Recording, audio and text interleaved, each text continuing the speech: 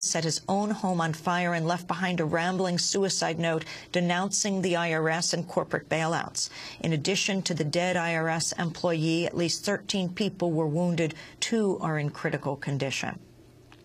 President Obama has named a bipartisan panel to offer proposals on tackling the national deficit.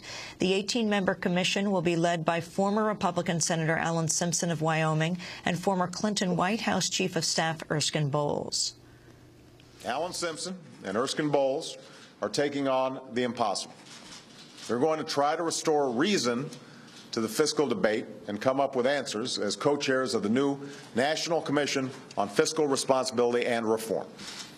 I'm asking them to produce clear recommendations on how to cover the costs of all federal programs by 2015 and to meaningfully improve our long-term fiscal picture. I have every confidence that they'll do that because nobody's better qualified than these two. The Obama administration's reached a $1.25 billion settlement in a class action lawsuit over long-time racial discrimination against African-American farmers. The government settled a first round of claims in 1999 after a group of farmers accused the Agricultural Department of denying them aid and loans routinely granted to white counterparts. The discriminatory policy forced farmers to lose their land or plunge them deeply into debt. The new settlement would cover farmers denied payments under the initial settlement. The deal now awaits congressional approval. John Boyd, a lead plaintiff and head of the National Black Farmers Association, said he agreed to the $1.25 billion settlement despite viewing it as insufficient. Boyd said, quote, "Many of the farmers have already died waiting for justice, so I thought this was the right thing to do."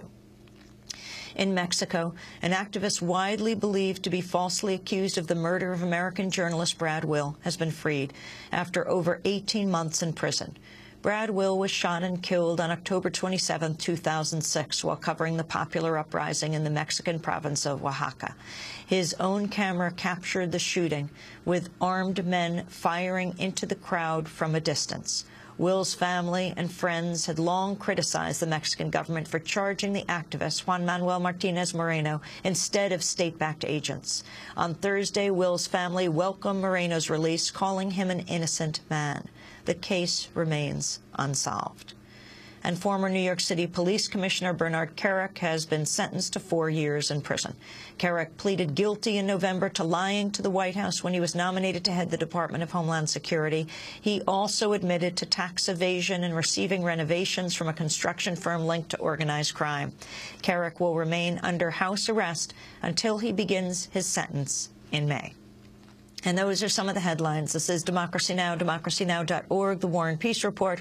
I'm Amy Goodman with Juan Gonzalez. And welcome to all of our listeners and viewers around the country and around the world.